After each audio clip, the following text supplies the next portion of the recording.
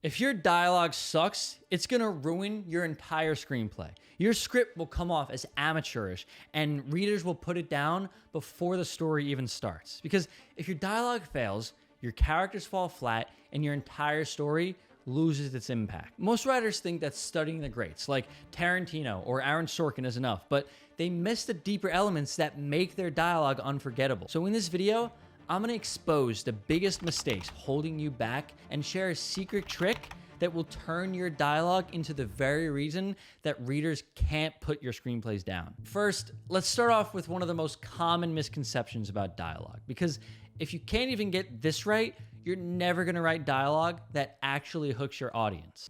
I would choose my next words very carefully. Many screenwriters think that the secret to writing great dialogue is about crafting clever, memorable lines. But the real secret, it's not about trying to write good dialogue at all.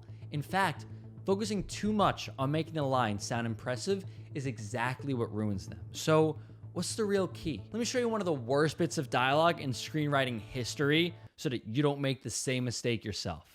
Mother, you're alive.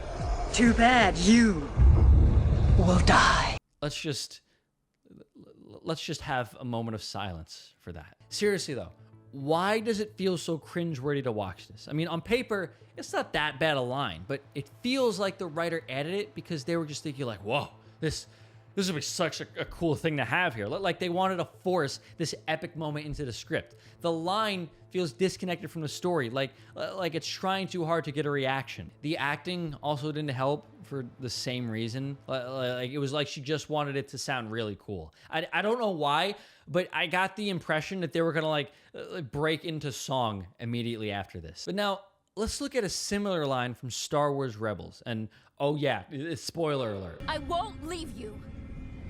Not this time.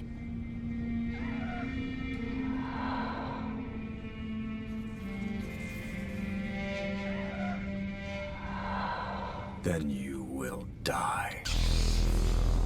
It's the same line delivered in pretty much the same tone, yet this one works so much better. Why? Well, here's where the secret comes in. It's not about crafting the perfect line. It wasn't just thrown in for the sake of epicness. At least it doesn't feel this way. It feels true to the internal conflict between Anakin and Vader, as well as a conflict between Anakin and Ahsoka. There's this hesitation before his response, a subtle struggle that gives the line weight and impact. The writer truly understands who Darth Vader is at this very moment, and that's why the dialogue lands. There was a lot of complexity to it. It felt like while Anakin was warning her, Darth Vader was threatening her. But what's the takeaway here? Why is this so much better than that other line? Too bad you will die. It's not about how clever or how epic it sounds. It's about understanding your characters so deeply that the dialogue becomes a natural extension of who they are. If one of your characters has the impulse to say, I have to take a poopy, then let him say it. You might be thinking, oh, but that sounds stupid. Aaron Sorkin would never write that. Well, guess what? You're not Aaron Sorkin. And that's your superpower. These are your characters. And if your character has to take a poopy and that's the way he wants to say it, let him. Do I know you? You know my work.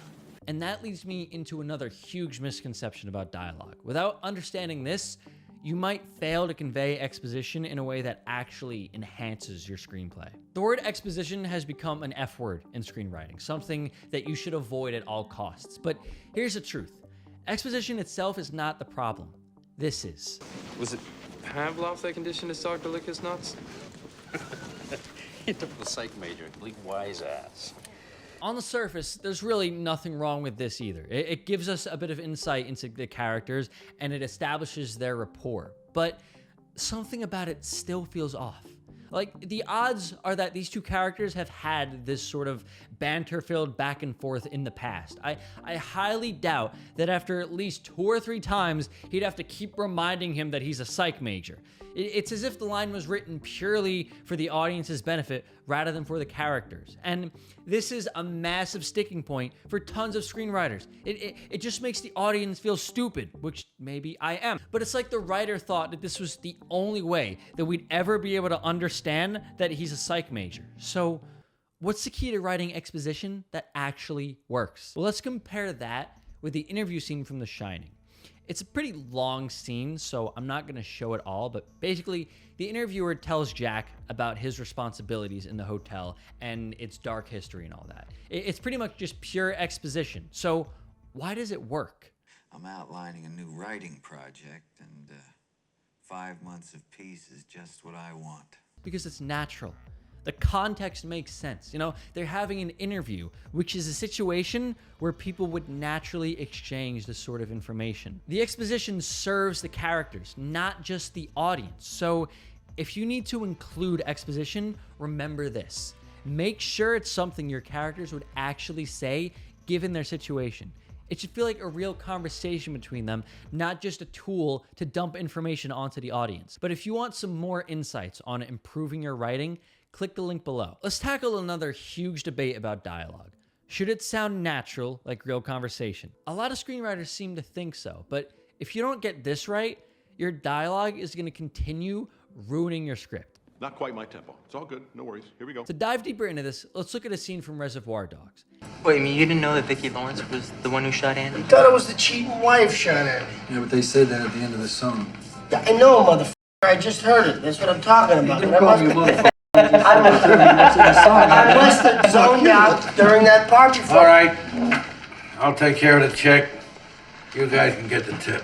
In the script, there's a part where the waitress asks if any of them want more coffee. Yes, even Tarantino has a line in here that says, "Have a wonderful day," as a line of dialogue. But did you notice it's not in the final cut of the film? Now, I wasn't exactly there the day of filming. I was, not alive yet. But if I had to guess, I'd say that they shot this scene, realized that the exchange contributed nothing, and they cut it.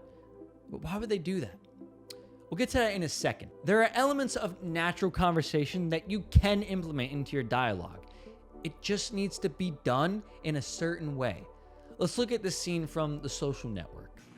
I've already apologized in the Crimson to the ABHW, to Fuerza Latina, and to any women at Harvard who may have been insulted, as I take it that they were. Aaron Sorkin is very deliberate with his dialogue. Literally every single word is in there for a reason. In this case, that includes the I and, They actually contribute to the story. But how? When most screenwriters try to make conversations feel like everyday conversation like this, like the ums and the wells, it's because they think it sounds like real conversation. But even in real life, when someone hesitates like that, there's an actual reason for it. We don't just do it because we feel like it. There's something going on in our heads that causes us to do so. So in Mark's case, these are deliberate choices that reveal his discomfort and his insecurity due to addressing them from a sitting position. So he stands up to address them instead. The hesitations serve a purpose. They give us insight into his character, whereas in Reservoir Dogs, the waitress coming to ask if they want coffee, it didn't really do anything. It was just kind of there. Here's the key. Don't write dialogue just to mimic everyday conversation. Instead, make sure that every single line serves a purpose to actually move the story forward. So, how do you make sure your writing does this? A lot of people talk about how Tarantino's dialogue doesn't do this. They wonder why his dialogue is so riveting if it doesn't move the story forward. If a rat were to scamper through your front door right now, would you greet it with hostility? For instance, in this same scene from Reservoir Dogs, they spend quite a fair amount of time to focus on the fact that Mr. Pink doesn't leave tips. Come on, throw in a buck. I don't tip. You don't tip? No, I don't believe in it. You don't believe in tipping? They go back and forth about this for a while, about how he doesn't believe in it. But this is a bank heist movie. What does that have to do with anything? It doesn't move the plot forward. The events still could have happened without this part. So what's the point of this scene? The fact that Mr. Pink doesn't leave tips shows us one thing. He doesn't adhere to societal norms. He has a very self-centered, in-it-for-himself mindset. This single trait is what drives Mr. Pink's character through the entire movie. He just wants to survive. That's why he doesn't really care when Mr. Orange is bleeding to death. And in the end, he just runs off and keeps all the diamonds to himself. How did you get out? I shot my way out. Basically, the fact that Mr. Pink doesn't tip shows us crucial information about him that's relevant later, which might not necessarily contribute to moving the plot forward, but it does everything to progress the story. So, how do you do this in your own screenplay? Ask yourself, which parts of my character's traits are important to this particular story? So if at some point towards the end, your character has an angry outburst and violently kills someone, you need to make sure that earlier in the story, you at least hint at the fact that he's prone to have significant violent outbursts. It can't just come out of nowhere. You can't just kill someone after he's been an upstanding citizen. But here's the thing.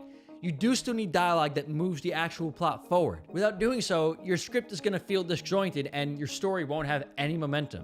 It needs to actually keep people engaged. Let me show you what I mean with an example from The Pursuit of Happiness. Really, you'll excel at a lot of things, just not this. I don't want you out here shooting this ball around all day and night, all right? All right. Okay? All right, go ahead.